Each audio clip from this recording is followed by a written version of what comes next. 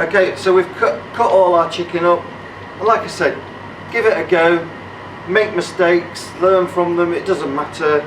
You know, you can always use the chicken, none of it will go to waste, and eventually it will come to you. So what I'm going to do is show you just a few dishes that you can make just from that whole chicken. And the first thing we're going to use is the legs. So we'll take the 2 legs off there and we'll get rid of the rest and use them later. Right, how do you separate the legs from the thigh to a drumstick? Once again, nature's helped us out here. There is a natural bend and flex in that joint in that leg, and all you're feeling for is a little indentation in the middle there, and all you do is place the knife in and go straight through that joint, and you end up with 1 drumstick and 1 chicken thigh. Same again with the other one. Feel for that little indentation in the joint, take your knife, follow that indentation down, and your knife will go straight through. So you've ended up with 2 drumsticks, 2 thighs. So what we're going to make with them? Well, I've been very fortunate in my time to have worked all over the world. So what I'm going to do is I'm going to just show you, I was quite fortunate a few years ago to work in India, and the guys that I had working with me asked me for a few little bits and pieces so they could make some lunch. So of course I let them have them so long as I could join in lunch with them, and this is what they showed me, and just a few simple ingredients, but the outcome was absolutely fantastic. However, when I first started eating it, it was far too hot for me, but by the time I left 6 months later, they were having to make it hotter for me. It becomes that addictive. So we've got our chicken. All we're going to use is some chilies, some garlic, some fresh ginger, and some garam masala. So what we're going to do, I'm just going to take a normal mug that you have at home, and I'm going to drop, and this is where you can play around with this. If you like it more garlicky, put more garlic in. If you like it more spicy, more chili. If you like ginger is your thing, I'd put more ginger in. And once you've done it a couple of times, you will find what works for you. So I like my really garlicky, so I'm going to put in all the garlic cloves, and I've got 8 garlic cloves in there for me. Once again, normal cut. I'm going to take a normal rolling pin and I'm just going to pound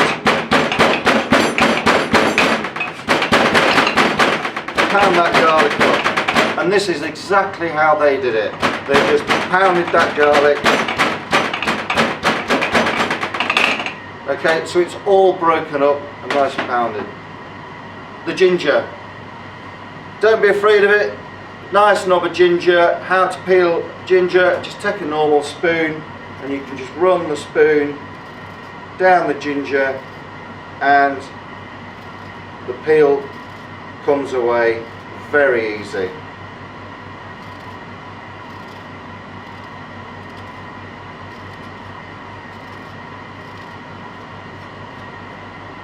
As you can see, no knife needed, just a spoon, and it peels that ginger quite nicely.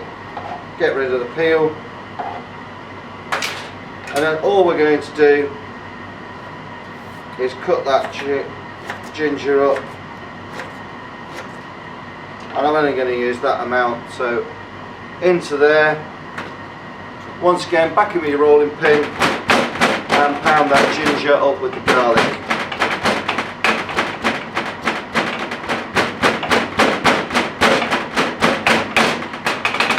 If you've got a pestle and mortar at home, by all means use a pestle and mortar.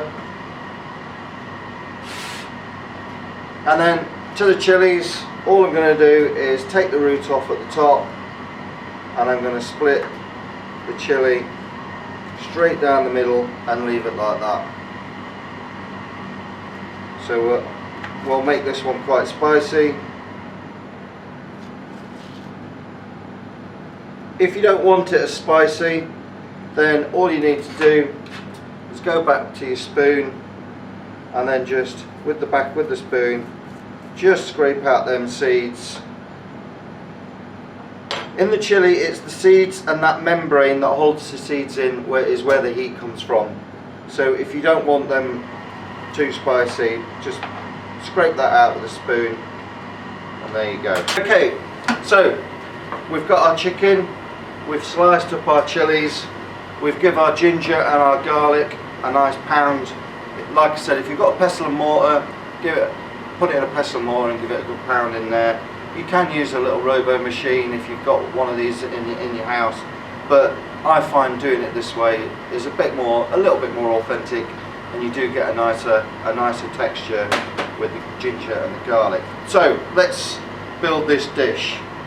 Pan on, and like I said in my other videos, you control the pan. So if the pan's getting too hot, you can always pull it off. In with some vegetable oil.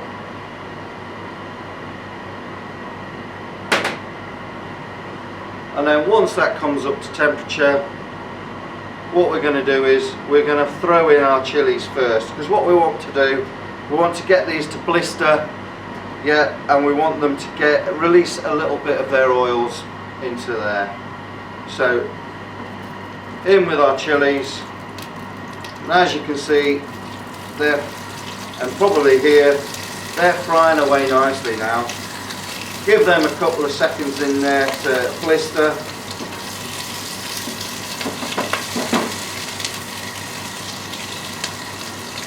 Like I say, the pan's on the heat, we can leave the heat as it is. We control the pan, so we can lift that off. Yeah, they've had a nice fry in that oil and blistered up nicely. Next thing we're going to do is we're going to go in with our ginger and garlic.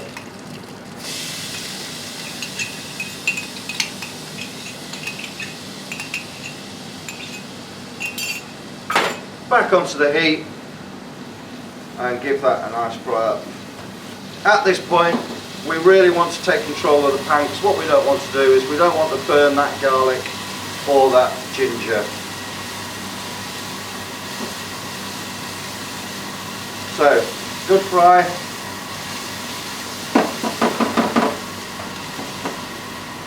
Okay, pull it off again. So we're controlling the heat.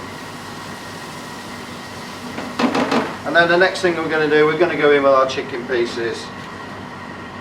As you notice, I've left the bone in of these chicken pieces because that's where the flavour is.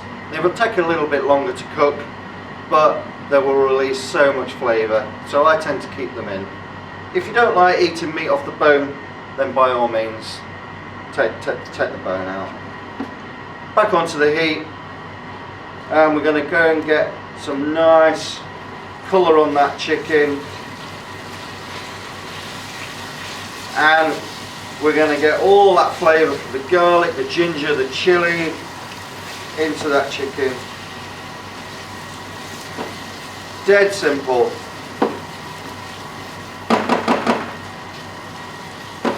Leave that fry up for a little bit and we'll come back to that in a little minute. Browning that off nicely. Okay, and as you can see in there, we've got nice colour coming on the chicken skin. Okay, and all them flavours are mixed in nicely. So, what we'll do now is a good heaped tablespoon of garam masala, maybe a little bit more. Like I said, once you've done this a couple of times, you'll know how much works for you. Give that a good stir in.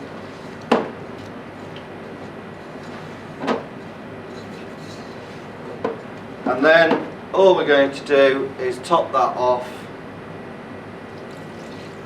just enough to come halfway up the chicken.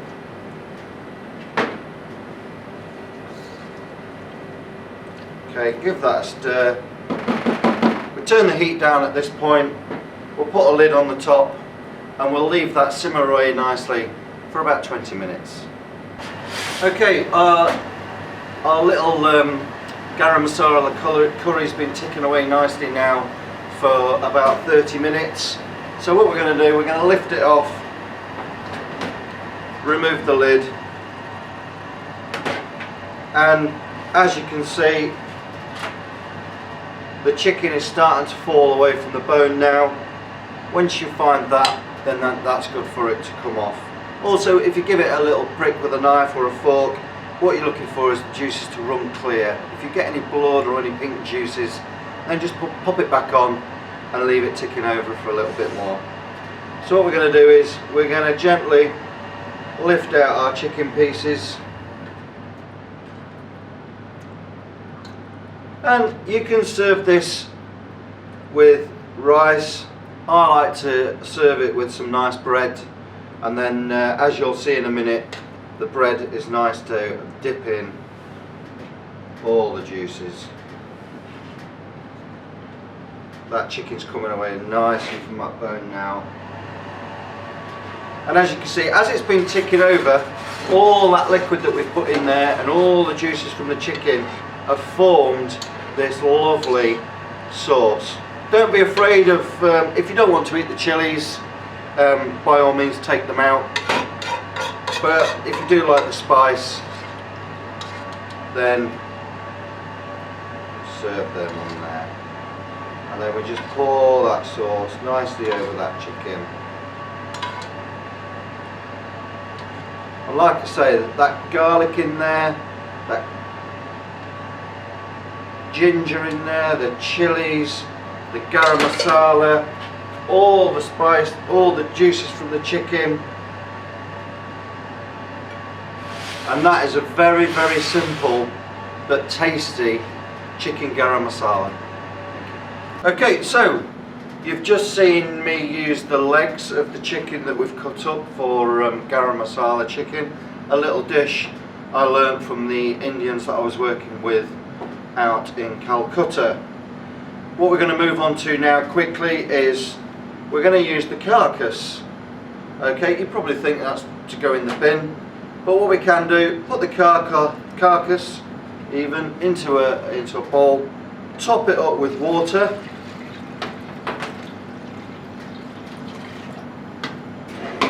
and then what we can do is pop that onto the stove, bring it to the boil. Once it's boiling, turn it down, let that simmer away for a good 30 to 45 minutes. What that will give you then is a nice chicken stock. So once it's come to the boil and it's simmered for about 30 to 45 minutes, just remove the carcass, put the chicken stock back onto the stove, and then what you can do is you can add a tin of sweet corn to it, let that boil away, slightly thicken it with some corn flour, give it a good seasoning with a pinch of salt and a pinch of pepper, a nice little bit of soya sauce in there, and you've got chicken and sweet corn soup. So that's another meal that you've got out of that whole chicken just by using that carcass up. A nice chicken and sweet corn soup. Really simple to do. And what we'll do is we'll come back to that later on, and I'll show you exactly how to finish that off. So that's the carcass. What that leaves us left to use then is the chicken breasts that we cut off and the chicken wings. So what we're going to do is, all I've got here is a bit of baking parchment, and literally all I've done is fold that in half and made a nice crease across the middle in half there. All I'm going to do is open it up, place my chicken breasts in there, and I'm going to place my chicken wings in there as well. All I'm going to do is top that with a good knob of butter, a tiny little drizzle of oil, and the reason why I've put the oil in there is that the oil will help to stop that butter from burning. And then what I'm going to do is, what I've got here is some Peri Peri spice. Now you can go to the local supermarket, rather than have loads and loads of different spices in your cabinet, you can pick these little sachets of Peri Peri spice up, Nando's chicken spice up, you can get in the supermarkets now, and they literally are anything from 35p to 90p. give that a good sprinkling over that chicken.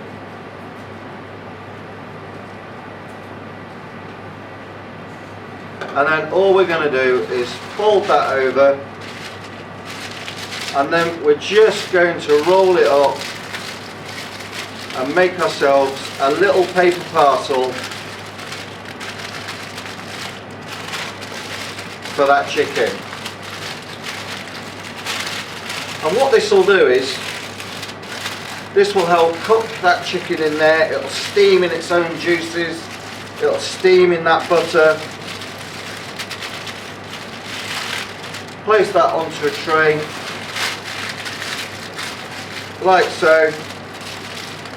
Pinch that nice and tight. We don't want any of that flavour to come out of that bag. And there we go. What we'll do is we'll pop that in the oven at about 180 degrees. We'll leave it in there for a good 30 minutes. That's all it'll take, is because those chicken breasts won't take long to cook at all. There's no bone in them. So we'll put that in the oven now for about 30 minutes, like I said, at 180 degrees, and then we'll come back to it and I can show you what's happened inside that bag. Okay, if you remember, we had our chicken breasts in the oven. They've been in the oven now for a good 30 minutes. We'll take them out, lift it, carefully open the bag, because what we don't want to do, we don't want to lose any juice that's in there.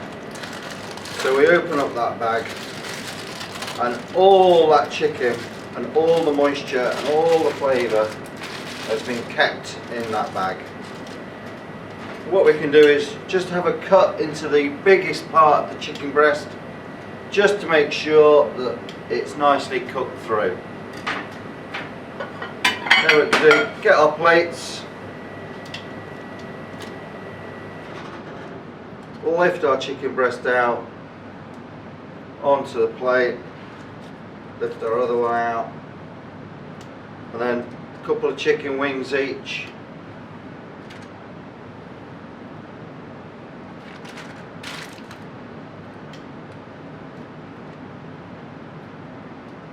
There we go. And then what we can do is carefully get this sauce, if I can find the spoon,